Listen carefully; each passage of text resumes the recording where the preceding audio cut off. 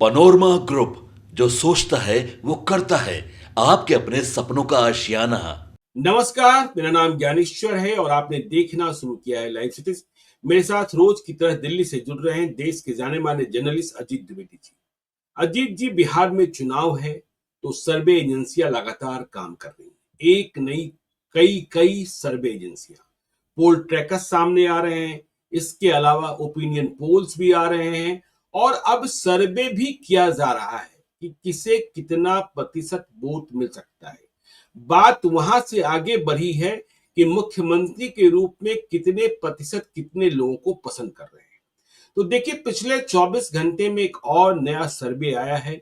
Vote vibes करके एक company है जो चुनावों का सर्वे करती है, और उनके जो सर्वे आए हैं बिहार को लेकर वह चौंकाते हैं।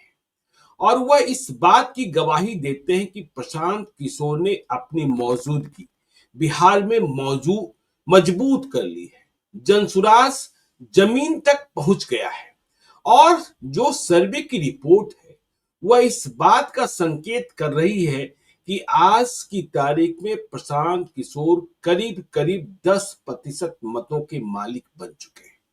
तो 10% कम नहीं होते हैं। 10% से आगे बढ़ना, कितने प्रतिशत आगे बढ़ेंगे या फिर पीछे छूट जाएंगे। देखिए, हम लोग भी बातचीत में कहते रहे हैं कि प्रशांत किशोर का वोट प्रतिशत बढ़ रहा है। हालांकि सच यह भी है कि जब से सरकार ने लाभकारी योजनाओं का ऐलान किया है, राजनीति, वोटिंग ट्रेंड, वोटिंग बिहेवियर कुछ गडमड होता दिख रहा है। सरकार का पलड़ा, एनडीए का पलड़ा थोड़ा अधिक भारी दिख रहा है। लेकिन वोट वाइब्स कहता है कि 10% आज की तारीख में ही मान लें, यदि प्रशांत किशोर को वोट आ रहे हैं तो इसका आशय यह है कि प्रशांत किशोर को मिले वोट से यह तय होगा, जब उनके वोटों का वर्गीकरण किया जाएगा, यह 10% कहां से आ रहे हैं, किसका नुकसान हो रहा है, किसका फायदा हो रहा है।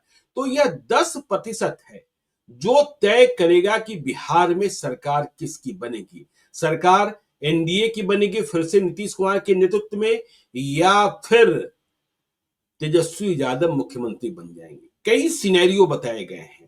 तो इस बातचीत की देखिए, हम शुरुआत करें तो 3 संभावित चुनावी सिनेरियो है और 3 संभावित जो परिणाम, जो दृश्य दिखाए जा रहे हैं कि यदि प्रशांत किशोर को 10% मत आज की तारीख में मिले। कि पहला सिनेरियो है कि अगर जनसुराज पार्टी को 10% वोट मिलते हैं और उसका आधा 5% इंडिया ब्लॉक से कटता है, मतलब इंडिया ब्लॉक को 5% का नुकसान हो गया, तो इंडिया ब्लॉक का वोट शेयर 34% रहेगा। एनडीए 42% तक पहुंच जाएगा, मतलब एनडीए की सरकार बन जाएगी, यानी एनडीए को सीधा फायदा। तो पहले इसकी ही बात कर लें या तीनों सिनेरियो बता दें अजीत जी? नहीं, आप तीनों सिनेरियो बता दीजिए, उसके बाद हम लोग फिर एक एक करके चर्चा करेंगे। वो हमको ध्यान है, तीनों सिनेरियो आप बताइए, हम फिर उसके बाद चर्चा करेंगे। जी, तो पहला सिनेरियो तो यह था कि इंडिया हाँ। ब्लॉक का 5% वोट कट गया तो एनडीए 42% पर और सीधे फायदे में, और इंडिया ब्लॉक 34%।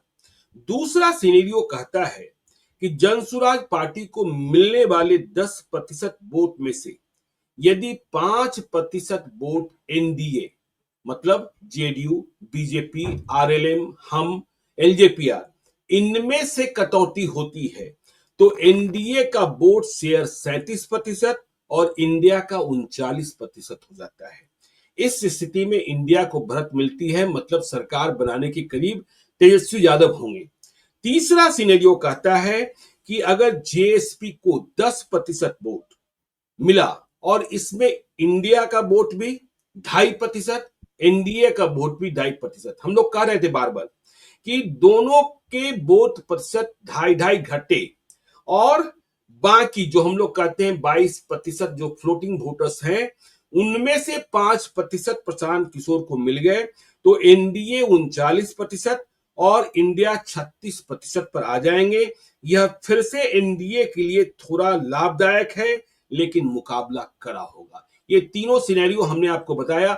इससे क्या समझ में आता है बिहार का चुनाव और क्या आगे की तस्वीर दिखाई पड़ती है? चुनाव रोज बदलेगा, यह न तो पहला सर्वे है न अंतिम सर्वे है, जो साप्ताहिक सर्वे है उसकी रिपोर्ट है अजीत जी।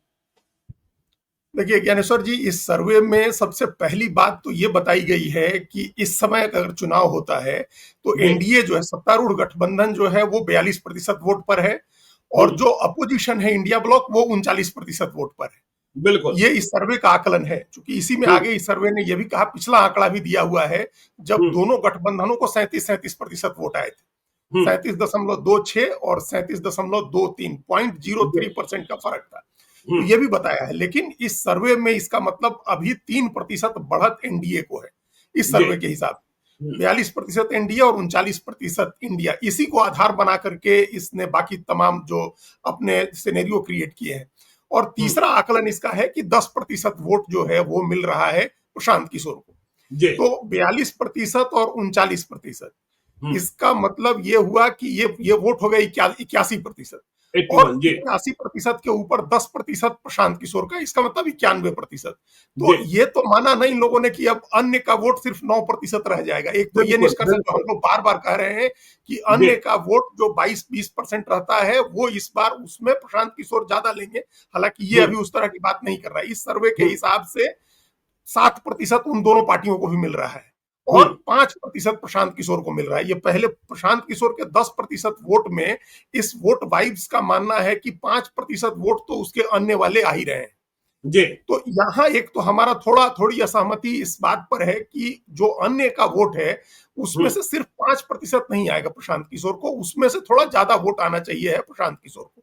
और वो जो ये कह रहा है कि 7% वोट जाएगा दूसरी तरफ, मतलब उन दोनों बड़े गठबंधनों को, उसमें भी 2% वोट जाएगा इंडिया ब्लॉक को जो 37 से बढ़ के 39 होगा, और 5% वोट जाएगा एनडीए को जो 37 से बढ़ के 42 होगा। जी। ये इस वोट वाइब्स का कहना है। तो मोटे तौर पर ये आंकड़ा सबको समझ में आ रहा है। मोटे तौर पर ये सर्वे, ये हो सकता है कि ये आंकड़े उठाए गए हों मुख्यमंत्री की घोषणाएं शुरू होने के बाद। ये जब तमाम चीजें बांटने की घोषणाएं शुरू हुई है उसके बाद का ये सर्वे होगा। उसकी टाइमिंग क्लियर नहीं है और इसका जो सैंपल साइज है वो क्लियर नहीं है। उस सैंपल साइज का जो मतलब रॉ डाटा हम लोगों के पास नहीं है तो हम लोग नहीं अंदाजा लगा सकते हैं। लेकिन जो निष्कर्ष है, जो सिनेरियो है, वो मोटे तौर पर यह है कि 3% वोट से आगे है एनडीए और प्रशांत किशोर 10% वोट पर खड़े हैं। उसमें 5% वोट प्रशांत किशोर को अन्य से आ रहा है। तो पहली असहमति हमारी यहाँ यह है ज्ञानेश्वर जी कि प्रशांत किशोर को सिर्फ 5% वोट नहीं आएगा अन्य से, उनको अन्य से जो वोट आएगा वो 5% से ज्यादा होगा, क्योंकि अब बहुत ही स्पष्ट रूप से ट्रायंगुलर फाइट हो रहा है, त्रिकोणात्मक संघर्ष हो रहा है बहुत ही स्पष्ट रूप से। तो उसमें 9% वोट अन्य को जाने का कोई मतलब नहीं है। बिल्कुल। ये लगातार हम देख रहे हैं बिहार में नोटा का वोट घट रहा है। नोटा का वोट पिछली बार घट के 1.68 हो गया था जो उसके पहले 2.4 था। तो नोटा का वोट घट रहा है। इस बार जब एक तीसरा विकल्प सामने होगा और अच्छे विकल्प होंगे, ये हम प्रशांत किशोर के वादे के हिसाब से कह रहे हैं। उन्होंने कहा है कि हम अच्छा उम्मीदवार देंगे और हमारा उम्मीदवार अगर खराब होगा आप कमी बताइएगा, हम खुद ही उसको हटा देंगे या हम अपील कर देंगे कि आप इसको वोट मत दीजिए। इतने कॉन्फिडेंस के साथ कोई नेता अपने उम्मीदवार को लेकर के नहीं बातें करता है। जब वो कह रहे हैं कि हम अच्छा उम्मीदवार देंगे, तो जब लोगों के सामने एक अच्छा विकल्प होगा तो फिर नोटा का वोट और कम होगा और जो निर्दलीय वगैरह को वोट जाता है उसका भी एक हिस्सा कम होगा। बिल्कुल। पिछली बार का वोट जो था, जो 3 गठबंधनों में बटा था, 2 गठबंधन तो बड़े थे जिनका हम लोग सबको पता है कि एक चिराग पासवान की पार्टी थी और एक गठबंधन था जिसमें उपेंद्र कुशवाहा और बसपा और ओवैसी वगैरह थे। इन गठबंधनों को 9% वोट मिला था। तो अब ये नहीं होंगे, अब इनकी बजाय सिर्फ प्रशांत किशोर होंगे।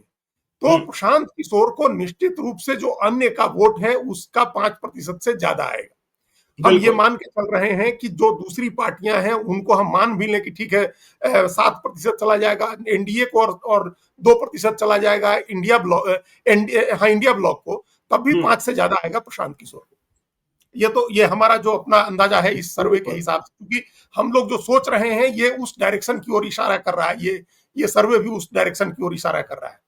अब दूसरी बात आई है कि किसका वोट होगा और किसको नुकसान होगा, किसका कितना वोट कटेगा। तो पहला सिनेरियो है कि अगर 5% वोट कट जाता है इंडिया से, इंडिया ब्लॉक से, जो महागठबंधन जिसको बिहार में बोलते हैं, तो उस हिसाब में मतलब 5% तो अन्य वाला है ही, 5% इंडिया से आ जाए तो इंडिया ब्लॉक घट के आ जाएगा 39। वो कह रहे हैं लोग 34 पर आ जाएंगे, फिर कोई मुकाबला नहीं रहेगा, फिर कोई लड़ाई नहीं रहेगी। जी। दूसरा सिनेरियो है कि 5% एनडीए से कट जाए, तब भी 2% की बढ़त जो है इंडिया ब्लॉक को बहुत आगे ले जाएगा। पिछली बार सिर्फ 0.03% की कमी थी, तब तो सीटें लगभग बराबर हो गई थी। तो अगर 2% ज्यादा इंडिया ब्लॉक को हो जाए तो इंडिया ब्लॉक बहुत ही स्पष्ट रूप से चुनाव जीत जाएगा। लेकिन चुनाव कभी भी ज्ञानेश्वर जी ऐसे ब्लैक एंड व्हाइट में नहीं होता है कि प्रशांत किशोर को 5% तो अन्य के वोट मिले और 5% जो मिले बचा हुआ वो सब किसी एक गठबंधन का मिले, ऐसा नहीं होता है। तो उस तरह से ज्यादा लाइकली सिचुएशन है जो तीसरा सिनेरियो है कि 2.5% दोनों से मिले। तो मान लीजिए 2.5 नहीं हो, किसी से 3 हो, किसी से 2% हो। इस सिनेरियो को हम लोग विजुअलाइज कर रहे हैं कि प्रशांत किशोर को दोनों गठबंधनों का वोट मिलेगा। बिल्कुल, दोनों गठबंधन से वोट टूटेंगे। ये पहले दोनों सिनेरियो तो हम आउटराइटली खारिज कर रहे हैं, क्योंकि इस तरह से ब्लैक एंड व्हाइट में चुनाव नहीं होता है कि प्रशांत किशोर 5% वोट काटे तो खाली एनडीए का काट लें या 5% इंडिया ब्लॉक का काट लें। अब यहाँ बाद में आप आगे बताते हो, उसके पहले ही चूंकि ये बात निकल आई है तो हम यही जिक्र कर देते हैं, फिर वो आंकड़ा आएगा। उसमें कहा जा रहा है कि 15% वोट अगड़ों का मिल रहा है और 11% वोट मुसलमानों का मिल रहा है प्रशांत किशोर, और 9% वोट ओबीसी का मिल रहा है। तो इसका मतलब अगर मुसलमान का 11% वोट मिल रहा है और अगड़ों का 15% मिल रहा है, इसका सीधा मतलब है कि एनडीए का भी वोट नुकसान हो रहा है और इंडिया ब्लॉक का भी वोट नुकसान हो रहा है। मुसलमान का 13% है अजीत जी, और 13% था, मुसलमान का 13% और अगड़ों का 15%, तो लगभग बराबर ही वोट है। और ये दोनों हम लोगों को पता है कि जो 15% सवर्ण का वोट है वो एनडीए का वोट है मोटे तौर पर, और जो 13% मुस्लिम का वोट है वो इंडिया ब्लॉक का है। तो अगर इन दोनों में बराबर बराबर वोट कट के प्रशांत किशोर की तरफ आ रहे हैं तो अपने आप इस सर्वे के पहले दोनों सिनेरियो खारिज हो गए, क्योंकि वोट तो बराबर दोनों की तरफ से कट रहे हैं। तो हम ये कैसे कहेंगे कि किसी एक की तरफ से 5% कट रहा है? दोनों सिनेरियो खारिज हो जाएगा। तीसरा सिनेरियो जो है कि 2.5% दोनों तरफ से आए, वो बहुत लाइकली सिचुएशन है। उसमें हमने पहले कहा कि हो सकता है किसी से 3 आए, किसी से 2 आए, किसी 3.5 आए, हो सकता है 1.5 आए।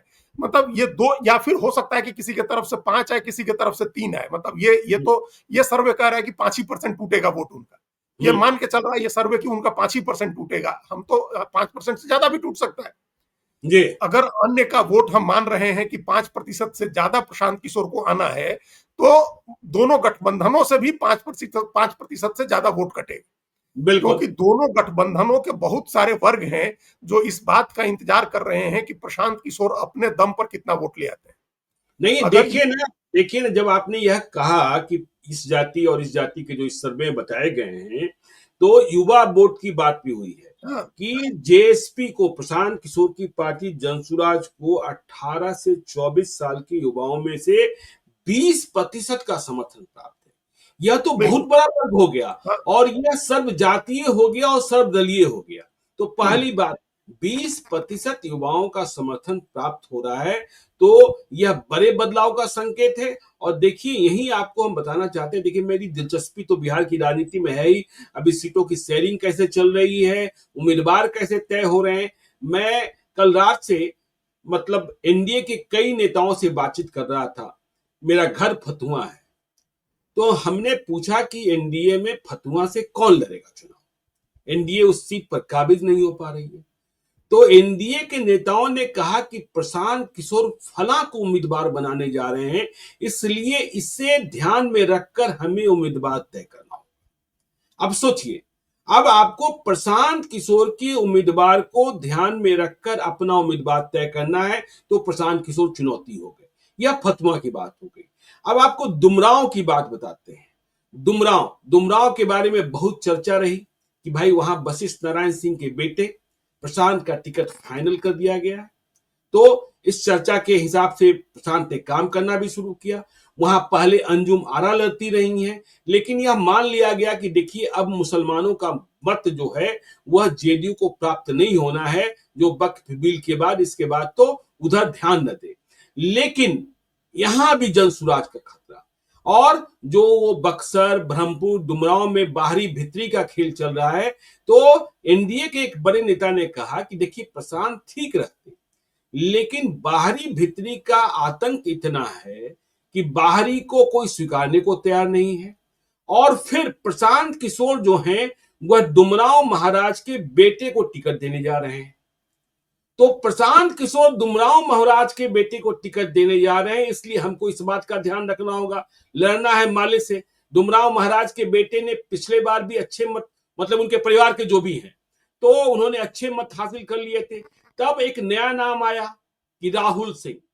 राहुल सिंह, जिनके भाई दिल्ली सरकार में मंत्री हैं, पंकज सिंह, जिनके भाई मनोज सिंह दिल्ली में बड़े अधिवक्ता हैं और वह वहीं के हैं, बड़ा घराना है। तो अब इतना कुछ आपको तय करना पड़ रहा है कि नहीं, प्रशांत किशोर का यह उम्मीदवार, हमने यदि इसका ध्यान नहीं रखा तो हमारा काम तो बिगाड़ देगा। तो वही तभी हमने कहा कि इस सर्वे का जो ये अंदाजा है 10% वोट का, ये बड़ा जी। बेसिक अंदाजा है। हो सकता है कि मतलब उन लोगों ने अपना अपना पुराने ट्रैक रिकॉर्ड को, पुरानी हिस्ट्री को, जिसका जिक्र किया भी है इस सर्वे में उन लोगों ने कि 4 सीटों पर बाई इलेक्शन लड़े थे तो उनको एवरेज 10% वोट आया था। एक सीट पर उनको 22% से ज्यादा वोट था, दूसरी एक सीट पर जहां सबसे कम था वहां 3.5% था। तो एवरेज उनको 4 सीटों के बाई इलेक्शन में 10% वोट आया था। तो ये हो सकता है कि सर्वे का एक अनुमान 10% वोट का इस आधार पर हो कि जो बाई इलेक्शन में 10% वोट आए थे। लेकिन जब जब उम्मीदवार उनके अच्छे होंगे, जिस तरह के उम्मीदवारों की चर्चा हो रही है, जिस तरह के वो उम्मीदवार तलाश रहे हैं, तो अपने आप इस वोट प्रतिशत में बढ़ोतरी हो जाएगी, क्योंकि उम्मीदवार का अपना वोट आता है। प्रशांत किशोर, अब देखिए एक बात यहां समझना है कि प्रशांत किशोर एक कल्ट फिगर हो गए हैं। कल्ट कल्ट का मतलब है कि जिस तरह से लालू यादव का कल्ट है, या जिस तरह से नीतीश कुमार का कल्ट बना, या राष्ट्रीय स्तर पर नरेंद्र मोदी का कल्ट है, या जिस तरह का एक कल्ट बनाने की कोशिश राहुल गांधी की हो रही है राष्ट्रीय स्तर पर, उस तरह से बिहार की राजनीति में एक कल्ट फिगर हो गए हैं प्रशांत किशोर। और उनके कल्ट फिगर होने का ही एक नतीजा है कि 20% जो युवा है वो उनकी तरफ देख रहे हैं, उनके साथ आना जोड़ना चाह रहे हैं। तो अब 20% युवा अपने आप उनका वोट प्रतिशत 10% से ऊपर ले जाएंगे। जी। उनका वो सभी जातियों के हैं, उसको तो हम लोग फिगर आउट नहीं कर रहे हैं, वो हर जाति का आदमी, हर जाति के लोग हैं, तो वो अपने आप इनके वोट परसेंटेज को बढ़ा देंगे। वो एक अपनी जगह एक बात है। हम लोग उम्मीदवार की बात कर रहे हैं, तो जैसे ही उम्मीदवार अच्छे होंगे वैसे ही उनका वोट प्रतिशत बढ़ेगा, क्योंकि आजकल हम लोग देख रहे हैं कि जातियां जो हैं वो पार्टियों से ज्यादा उम्मीदवार के साथ अलाइन कर रही हैं। बिल्कुल, वो उम्मीदवार की तरफ ज्यादा देख रही हैं कि हमारी जाति का उम्मीदवार है अगर। और प्रशांत किशोर तो कह ही रहे हैं कि हम इस बात को, वो बहुत ही इस बात का ख्याल रखेंगे, अगर 2 बड़ी पार्टियों से, 2 बड़े गठबंधनों से जिस जाति के नेता, हो सकता है उनका उम्मीदवार उस जाति का नहीं हो, तो अपने आप स्वाभाविक रुझान उस जाति का आएगा। फिर जो कल्ट फिगर हम कह रहे हैं कि प्रशांत एक कल्ट है, तो उनके कल्ट का वोट आएगा।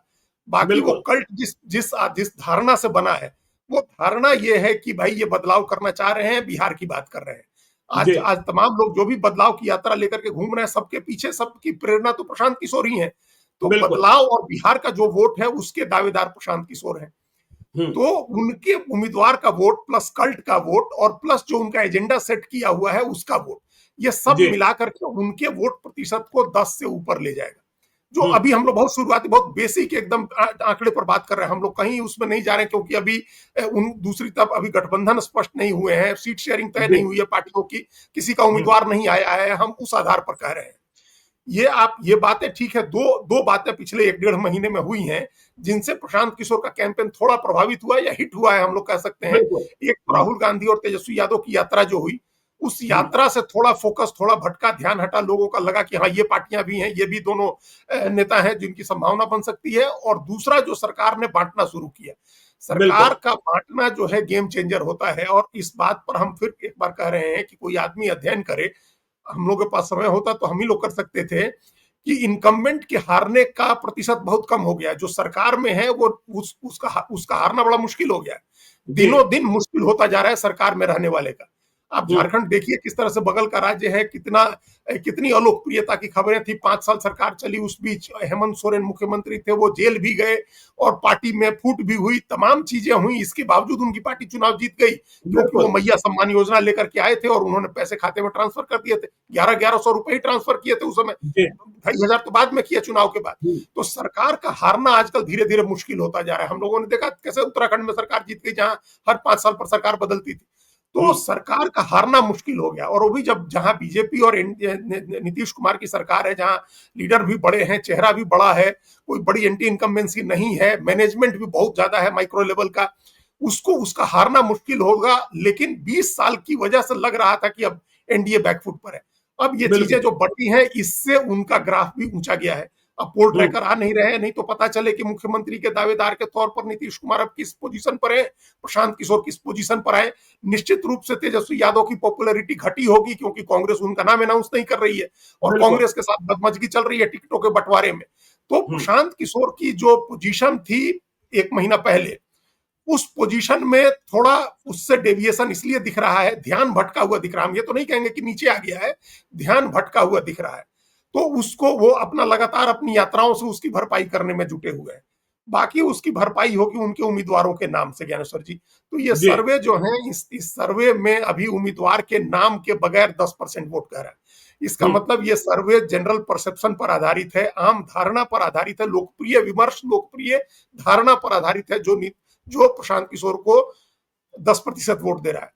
उन दोनों गठबंधनों का जो वोट है, 42% एनडीए का और 39% इंडिया ब्लॉक का, वो उनके उम्मीदवार को ध्यान में रख के है।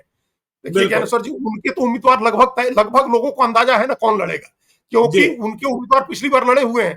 प्रशांत किशोर का उम्मीदवार तो लड़ा नहीं है। जो गठबंधन है एनडीए और इंडिया, उसके उम्मीदवार पहले लड़ चुके हैं। उनका एक वोट परसेंटेज का बेस है, जिस बेस के आधार पर उसमें वोट ऐड किया गया है इस गठबंधन के द्वारा। उनके कैंडिडेटों का, वहां का जातीय समीकरण उन पार्टियों का स्पष्ट है, उसके आधार पर उनका वोट बनाया गया। प्रशांत किशोर का तो न जातीय समीकरण स्पष्ट है, न उनके कैंडिडेट पहले लड़े हैं वहां, इसके बावजूद 10% वोट है। तो ये 10% वोट उनका अपना है, उनके कल्ट का है, उनके एजेंडे का है। और इसमें 5-6%, 10% वोट आज की तारीख में भी उनका कैंडिडेट जोड़ सकता है। कोई भी कैंडिडेट को ले आएंगे तो वो उतना वोट जोड़ देगा। तो ये एक बड़ा गेम चेंज होने जा रहा है, क्योंकि प्रशांत किशोर दोनों तरफ के वोट काटेंगे। ये 5% वोट तो अन्य का काट ही रहे हैं। उनका उम्मीदवार भी जो वोट ले आएगा, वो भी तो दोनों में से किसी में से कटेगा, किसी न किसी गठबंधन से कटेगा जो उनका उम्मीदवार आएगा। आपने जिन लोगों के नाम बताओ तो समीकरण में फिट होते होंगे ना, समाज के जो वहां का सामाजिक समीकरण होगा उस समीकरण में फिट होते होंगे। तो ये बहुत ही दिलचस्प होता जा रहा है अब बिहार के चुनाव का सिनेरियो, ज्ञानेश्वर जी, क्योंकि प्रशांत किशोर अब उस तरह की पार्टी नहीं है जैसा हम लोगों को बीजेपी के एक नेता ने कहा था कि नोटा है। अब वो नोटा नहीं है, नोटा तो खैर कभी भी नहीं थे। वो अन्य में निर्दलीय भी नहीं है। अन्य में निर्दलीय से भी वो आगे, निर्दलीयों को पिछली बार 8.5% वोट आया था, उससे आगे खड़े हैं, अभी उससे आगे खड़े हैं जब उनका कोई कैंडिडेट नहीं आया। इसी सर्वे को मान लिया जी, इसी सर्वे को मान ले तो 2020 में जो चिराग पासवान लड़े, उनको जो मिले मत थे वह मोदी के हनुमान बनकर लड़ रहे थे और लोजपा ही भाजपा ही यह नारा था। तो आज की तारीख में इस सर्वे को ही मान ले तो चिराग पासवान से आगे निकल रहे हैं प्रशांत किशोर, पहली बात। दूसरी बात, बिहार का मुख्यमंत्री कौन होगा, चिराग प्रशांत किशोर तो स्वयं कह ही रहे हैं, या तो हम अर्श पर होंगे या फर्श पर होंगे। तो इस सर्वे के मुताबिक भी बिहार का मुख्यमंत्री कौन होगा, पूंजी जो है वह प्रशांत किशोर की पार्टी जनसुराज के पास चली गई।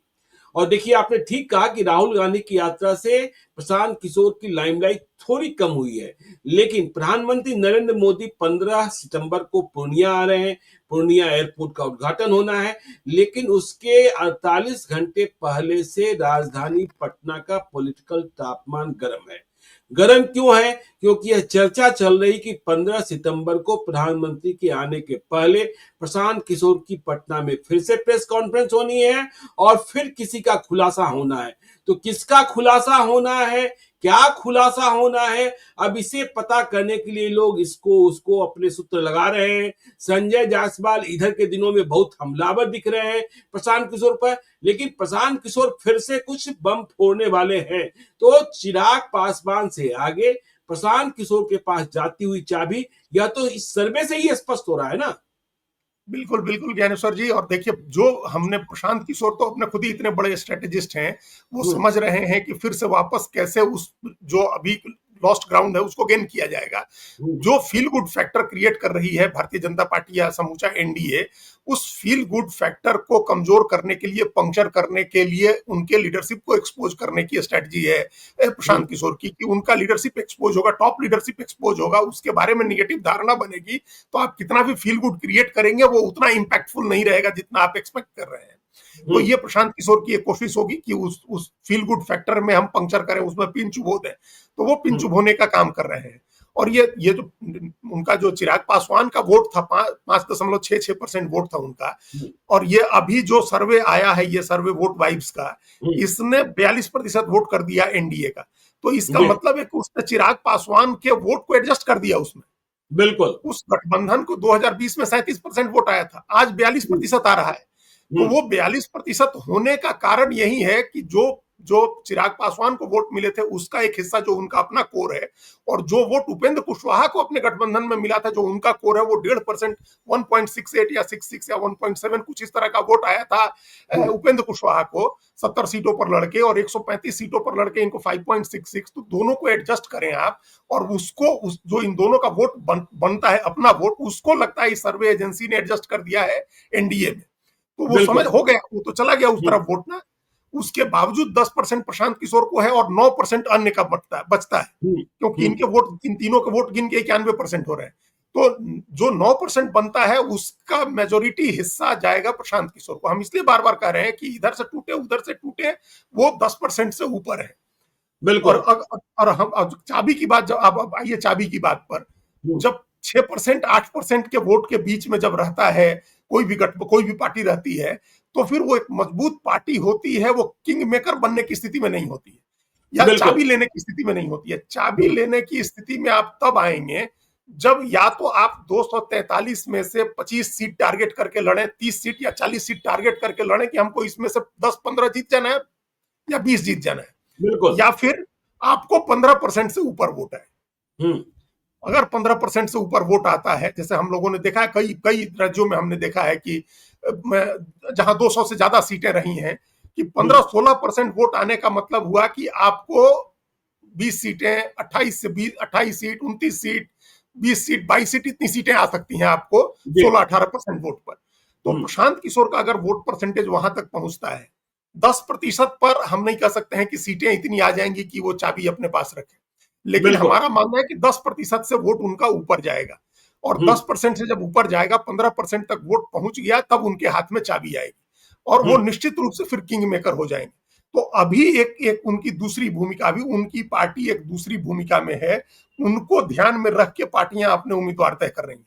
चुनाव के बाद यह संभव है कि उनके नंबर ऑफ सीट से सरकार बनाने का फैसला हो, जी। और ऐसा होना कोई आश्चर्य की बात नहीं होगी। हम इसलिए कह रहे हम्म, हैं क्योंकि ये इसी सर्वे को बेस मान के, चूंकि आज हम लोग का रेफरेंस पॉइंट यही है, इसी सर्वे की रिपोर्ट है रेफरेंस पॉइंट हम लोगों का, जी। तो उसके हिसाब से जो ये 10% वोट है, हम ये मान रहे हैं कि ये प्रशांत किशोर का वोट है, कल्ट हम्म, का वोट है। और हमने पहले फिर कहा, दोहरा रहे हैं हम, कि उम्मीदवार इन दिनों ज्यादा इंपॉर्टेंट हो गया है पार्टी से, कास्ट के लिए। तो उम्मीदवार उनका वोट ले आएगा। देखिए, जो 10% जो इन लोगों ने बेस चुना है, उसमें 2 सीटें, हम लोग बाई इलेक्शन पर बहुत विस्तार से चर्चा कर चुके हैं। दो बिल्कुल। सीटें तो प्रशांत किशोर की बड़ी बड़ी मतलब कई तरह से गड़बड़ हो गई। जैसे उनका, उन्होंने जिस उम्मीदवार को चुना तरारी से, उनका हम्म, वोट नहीं, नाम शामिल नहीं हो सका। अगर लेफ्टिनेंट जनरल साहब चुनाव लड़ रहे होते, एसके सिंह साहब, उस समय बिल्कुल। अगर तरारी से चुनाव लड़ते, तो तस्वीर दूसरी होती। तब वो 6000 के कैंडिडेट नहीं थे। जी। फिर तो हो सकता है कि प्रशांत किशोर का उन 4 सीटों पर एवरेज वोट 15% हो जाता। बिल्कुल। बिल्कुल। तो बिल्कुल। ये सिर्फ एक जो डाटा अवेलेबल था, उस डाटा को उठा करके और आपने एक नए पर्सपेक्टिव के साथ रख दिया है। उसको हम्म, आधार हम लोग इसलिए नहीं बना रहे हैं क्योंकि दोनों जगह, रामगढ़ और तरारी में, प्रशांत किशोर के साथ धोखा हुआ, कुछ ना कुछ गड़बड़ी हो गई उनके साथ। हम्म, अगर वो स्थिति नहीं होती, तो जिस तरह के वोट उनको इमामगंज और बेलागंज में आए, उस तरह का वोट होता, तो हो सकता है कि 20% से ज्यादा वोट रहता उनके पास। बिल्कुल। और बिल्कुल। और वो समीकरण, रिजल्ट उस तरह के नहीं आए होते जिस तरह का रिजल्ट आया उस समय तो प्रशांत किशोर के वोट के की वजह से सारी सीटें इंडिया ब्लॉक हार गई थी। जी। अगर हो सकता है उस समय तरारी और रामगढ़ प्रशांत किशोर हरवा देते एनडीए को, यह भी हम्म, हो सकता था, जो नहीं हुआ। इसलिए अभी ये इस सर्वे के रेफरेंस पॉइंट पर भी हम लोग जाएं, तो हम हम्म, प्रशांत किशोर के लिए बहुत ब्राइट चांस देख रहे हैं, बहुत ही अच्छी संभावना देख रहे हैं। क्योंकि इस 10% वोट पर, जो उनका कल्ट अपना वोट है, अपने एजेंडे का वोट है, जो एजेंडा उन्होंने 3 साल घूम करके स्टैब्लिश किया है, उसका वोट है, और उस जी। पर वो उनके कैंडिडेट का वोट आएगा। उसके बाद उस पर उनके मैनेजमेंट का वोट आएगा, ज्ञानेश्वर जी। और उस पर दोनों गठबंधनों से के उम्मीदवार को देख करके लोगों के मन में जो नाराजगी होगी, उनका विरोध करने वाले लोग होंगे, उनका वोट आएगा। बिल्कुल। बिहार के लोग एक विकल्प तलाश रहे हैं, अभी अच्छा विकल्प तलाश रहे हैं, और प्रशांत किशोर अच्छा उम्मीदवार देंगे तो उसकी तरफ लोग जाएंगे। नोटा का वोट नहीं, नहीं होगा इस आप बार, देखिए नोटा के राजीव लिए जी, जो बहुत कम वोट होगा। जो 18 से 24 साल के युवा जिनका समर्थन 20% मिलता हुआ दिखाई पड़ रहा है इस सर्वे के हिसाब से, तो क्यों समर्थन मिलता हुआ दिखाई पड़ रहा है? उसकी मुख्य वजह है बेरोजगारी। और बिल्कुल। देखिए, सब कितने डरे हुए हैं, चुनाव की तारीखें क्या हो, पटना से लेकर दिल्ली तक मंथन जारी है। भले ही फैसला हो गया कि हम 12,000 ट्रेनें चलाएंगे, लेकिन पार्टियों को डर लग रहा है कि भाई लोग रह गए तो वो वोट किसको कर देंगे, जो बाहर से आने वाले लोग हैं। तो यह भी माना जा रहा है या देखा जा रहा है क्या चुनाव छठ पर्व की समाप्ति के 7 दिनों बाद कराया जाए, क्योंकि आमतौर पर हम देखते हैं कि बिहार के लोग छठ के 5-7 दिन पहले आते हैं और छठ की समाप्ति के 5-7 दिनों के भीतर चले जाते हैं, क्योंकि जहां काम कर रहे होते हैं वहां छुट्टियां कम होती हैं और वापस लौटने का दबाव होता है, तो वापस चले जाएंगे तो नुकसान कम होगा जिन्हें सरकार बनाना है, और यदि रह गए तो प्रशांत किशोर को फायदा होगा। तो ये बड़ा मतलब बिहार का चुनाव जो है ना, गजब गजब हो गया है। देखिए, जब इतनी बारीकी से एनडीए को सोचना पड़ रहा है, जिसके बारे में कोई निगेटिव बात अभी नहीं कह रहा है, बहुत कम लोग कह रहे हैं। हम लोगों ने बहुत पहले ये बात कही थी कि मुकाबला बहुत नजदीकी होगा, क्योंकि ये ट्रांजिशन का फेज है, ट्रांजिशन का इलेक्शन है, और इस ट्रांजिशन के इलेक्शन में पिछड़ी जातियां किस तरह से एक्ट करेंगी, मंडल की जातियां किस तरह से एक्ट करेंगी, मंडल की राजनीति क्या शेप लेगी, उसमें तेजस्वी यादव के लिए संभावना बन रही थी।